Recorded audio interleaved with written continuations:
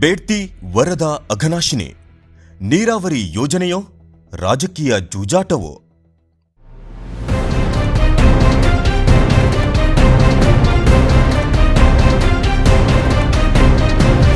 ಪ್ರಜಾದೃಷ್ಟಿ ವಿಚಾರದಿಂದ ವಾಸ್ತವದತ್ತ. ಕರ್ನಾಟಕದ ಜೀವವೈವಿಧ್ಯದ ತೊಟ್ಟಿಲು ಪಶ್ಚಿಮ ಘಟ್ಟಗಳು. ಇಲ್ಲಿ ಹುಟ್ಟುವ ಬೇಡ್ತಿ, ಅಘನಾಶಿನಿ ಮತ್ತು ವರದಾ ನದಿಗಳು ಕೇವಲ ನೀರಿನ ಮೂಲಗಳಲ್ಲ, ಅವು ನಮ್ಮ ಉಸಿರು. ಆದರೆ ಇಂದು ಈ ನದಿಗಳ ಹೆಸರಿನಲ್ಲಿ ದೊಡ್ಡ ರಾಜಕೀಯ ಜೂಜಾಟ ನಡೀತಾ ಇದೆ ಅಂತ ನಿಮ್ಗೆ ಗೊತ್ತು ಅಲ್ವಾ? ಒಂದೆಡೆ ಉತ್ತರ ಕರ್ನಾಟಕದ ಜನರ ನೀರಿನ ದಾಹ, ಇನ್ನೊಂದೆಡೆ ಪಶ್ಚಿಮ ಘಟ್ಟದ ವಿನಾಶದ ಭೀತಿ. ಇವೆರಡರ ಮಧ್ಯೆ ರಾಜಕೀಯ ಪಕ್ಷಗಳು ಆಡ್ತಾ ಇರೋ ಡಬಲ್ ಗೇಮ್. ಬನ್ನಿ, ಬೇಡ್ತಿ ವರದಾ ನದಿ ಜೋಡಣೆ ಯೋಜನೆಯ ಅಸಲಿ ಸತ್ಯ, ಅಂಕಿ ಅಂಶಗಳು ಮತ್ತು ರಾಜಕೀಯ ಪಕ್ಷಗಳ ಬಗ್ಗೆ ಸ್ವಲ್ಪ ವಿವರವಾಗಿ ತಿಳ್ಕೊಳ್ಳೋಣ. ಮೊದಲು ಏನಿದು ಯೋಜನೆ ಅಂತ ಅರ್ಥ ಮಾಡ್ಕೊಳ್ಳೋಣ. ಸರಳವಾಗಿ ಹೇಳೋದಾದ್ರೆ, ಪಶ್ಚಿಮಕ್ಕೆ ಹರಿದು ಸಮುದ್ರ ಸೇರುವ ಬೇಡ್ತಿ ಮತ್ತು ಅಘನಾಶಿನಿ ನದಿಗಳ ನೀರನ್ನ ಪೂರ್ವಕ್ಕೆ ಹರಿಯುವ ವರದಾ ನದಿಗೆ ತಿರುಗಿಸೋದು. ಇದರಿಂದ ರಾಯಚೂರು, ಕೊಪ್ಪಳ, ಗದಗ ಮತ್ತು ಹಾವೇರಿ ಜಿಲ್ಲೆಗಳಿಗೆ ನೀರು ಕೊಡೋದು ಉದ್ದೇಶ. ಯೋಜನೆಯ ಅಂದಾಜು ವೆಚ್ಚ ಸುಮಾರು 2194 ಕೋಟಿ ರೂಪಾಯಿ. ಇದು 2021ರ ಲೆಕ್ಕಾಚಾರದ ಪ್ರಕಾರ. ಈಗ ಇದು ಇನ್ನೂ ಹೆಚ್ಚಾಗಿರುತ್ತೆ. ಸುಮಾರು 22 TMC ನೀರನ್ನ ಎತ್ತಿ ಹರಿಸೋದು ಇದರ ಗುರಿ. ಪರಿಸರಕ್ಕಾಗೋ ಹಾನಿ, ಪರಿಸರ ವಿಜ್ಞಾನಿಗಳ ಪ್ರಕಾರ ಈ ಯೋಜನೆಯಿಂದ ಕನಿಷ್ಠ 500ರಿಂದ 800 ಎಕರೆ ದಟ್ಟ ಮಳೆಕಾಡು ವಿನಾಶವಾಗಲಿದೆ. ಬಾಧಿತ ಪ್ರದೇಶ ಅಂತಂದ್ರೆ ಅಘನಾಶಿನಿ ಕಣಿವೆ. ಇದು ವಿಶ್ವದ ಅತ್ಯಂತ ಸೂಕ್ಷ್ಮ ಜೀವವೈವಿಧ್ಯ ತಾಣಗಳಲ್ಲಿ ಒಂದು. ಆದರೆ ಇಲ್ಲಿರುವ ಅಸಲಿ ಪ್ರಶ್ನೆ ಬೇರೆ. ಈ ಯೋಜನೆ ನಿಜಕ್ಕೂ ಕಾರ್ಯಸಾಧುವೆ ಅಥವಾ ಕೇವಲ ಕಾಗದದ ಮೇಲಿರುವ ಒಂದು ಅಂಕಿಅಂಶವೇ? ಇಲ್ಲಿಂದ ಶುರುವಾಗುತ್ತೆ ಅಸಲಿ ಪಾಲಿಟಿಕ್ಸ್. ಕಳೆದ 30 ವರ್ಷಗಳಿಂದ ಕಾಂಗ್ರೆಸ್, ಬಿಜೆಪಿ ಮತ್ತು JDS ಈ ಮೂರು ಪಕ್ಷಗಳು ಈ ಯೋಜನೆಯನ್ನ ಒಂದು ಚೆಂಡನಂತೆ ಬಳಸ್ಕೊಳ್ತಾ ಇವೆ. ಪ್ರಾದೇಶಿಕ ಇಬ್ಬಗೆ ನೀತಿ.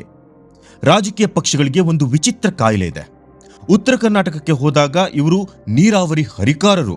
ಅದೇ ಉತ್ತರ ಕನ್ನಡಕ್ಕೆ ಅಂದ್ರೆ ಕರಾವಳಿ ಪ್ರದೇಶಕ್ಕೆ ಬಂದಾಗ ಪರಿಸರ ಪ್ರೇಮಿಗಳು. ಬಿಜೆಪಿ ಬಸವರಾಜ ಬೊಮ್ಮಾಯಿಯವರು CM ಆಗಿದ್ದಾಗ ಬಜೆಟ್ನಲ್ಲಿ ಈ ಯೋಜನೆ ಘೋಷಿಸಿದ್ರು. ಈಗ ಹಾವೇರಿಯಲ್ಲಿ ನಿಂತು ಯೋಜನೆ ಮಾಡೇ ತೀರ್ತೇವೆ, ಇದು ಪರಿಸರ ಸ್ನೇಹಿ ಅಂತಾರೆ. ಆದ್ರೆ ಇದೇ ಪಕ್ಷದ ಉತ್ತರ ಕನ್ನಡದ ನಾಯಕರು ಶಿರಸಿಯಲ್ಲಿ ನಿಂತು ನಾವು ಪ್ರಾಣ ಹೋದ್ರೂ ಬಿಡಲ್ಲ ಅಂತಾರೆ. ಒಂದೇ ಪಕ್ಷ ಎರಡು ಮಾತು. ಇನ್ನು ಕಾಂಗ್ರೆಸ್. ಈಗಿನ ಕಾಂಗ್ರೆಸ್ ಸರ್ಕಾರ ಮತ್ತು DCM DK ಶಿವಕುಮಾರ್ ಅವರು ಇತ್ತೀಚೆಗೆ ಈ ಯೋಜನೆಗೆ DPR ರೆಡಿ ಮಾಡೋಕೆ ಗ್ರೀನ್ ಸಿಗ್ನಲ್ ಕೊಟ್ಟಿದ್ದಾರೆ. ಬಯಲು ಸೀಮೆಯ ಓಟ್ಗಳ ಮೇಲೆ ಕಣ್ಣಿಟ್ಟು ಯೋಜನೆಗೆ ಚಾಲನೆ ನೀಡೋದು, ಆ ಕಡೆ ಕರಾವಳಿಯಲ್ಲಿ ಮತ್ತು ಮಲೆನಾಡಲ್ಲಿ ವಿರೋಧ ವ್ಯಕ್ತವಾದಾಗ ಮೌನಕ್ಕೆ ಶರಣಾಗೋದು, ಇದೇ ತಂತ್ರಗಾರಿಕೆ.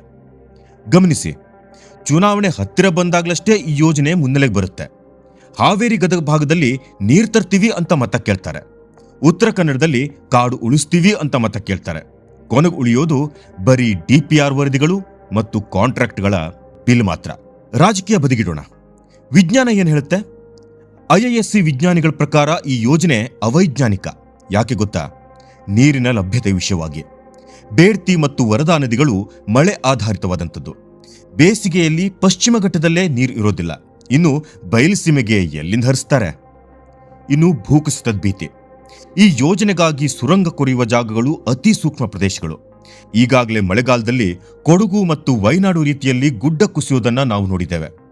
ಕಾಡು ಕಡಿದು ಸುರಂಗ ಕೊರೆದ್ರೆ ಉತ್ತರ ಕನ್ನಡ ಇನ್ನೊಂದು ವಯನಾಡು ಆಗೋದ್ರಲ್ಲಿ ಸಂಶಯವೇ ಇಲ್ಲ. ಇನ್ನು ವೆಚ್ಚದ ಹೊರೆ ನೋಡೋಣ. 22 TMC ನೀರಿಗಾಗಿ ಸಾವಿರಾರು ಕೋಟಿ ಖರ್ಚು ಮಾಡೋದು ಎಷ್ಟು ಸರಿ? ಅದಕ್ಕೆ ಪರ್ಯಾಯವಾಗಿ ಕೆರೆಗಳ ಹೂಳೆತ್ತುವ ಕೆಲಸ ಮಾಡಿದ್ರೆ ಅರ್ಧದಲ್ಲಿ ಖರ್ಚದಲ್ಲಿ ನೀರು ಸಿಗುತ್ತಲ್ವಾ?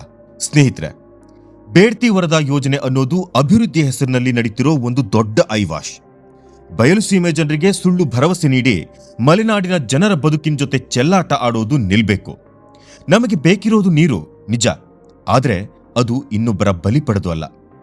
ಮಳೆ ನೀರು ಕೊಯ್ಲು ಮತ್ತು ಕೆರೆಗಳ ಪುನಶ್ಚೇತನದಂತಹ ವೈಜ್ಞಾನಿಕ ಮಾರ್ಗಗಳನ್ನು ಬಿಟ್ಟು ಸಾವಿರಾರು ಕೋಟಿ ರೂಪಾಯಿಗಳ ಬೃಹತ್ ಯೋಜನೆಗಳ ಹಿಂದೆ ಹೋಗ್ತಿರೋದು ಜನರ ದಾಹ ತೀರಿಸೋಕ ಅಥವಾ ಕಮಿಷನ್ ದಾಹ ತೀರಿಸೋಕ? ಇದು ಒಂಥರ ವಿಚಿತ್ರವಾದ ಸನ್ನಿವೇಶ. ಪಶ್ಚಿಮ ಘಟ್ಟದ ಉಳಿವು ಅಳಿವಿನ ಪ್ರಶ್ನೆ. ಕರ್ನಾಟಕದ ನದಿಗಳು ಉಳಿಬೇಕಾ ಅಥವಾ ರಾಜಕೀಯ ದಾಳಗಳಾಗಬೇಕಾ? ಧನ್ಯವಾದಗಳು.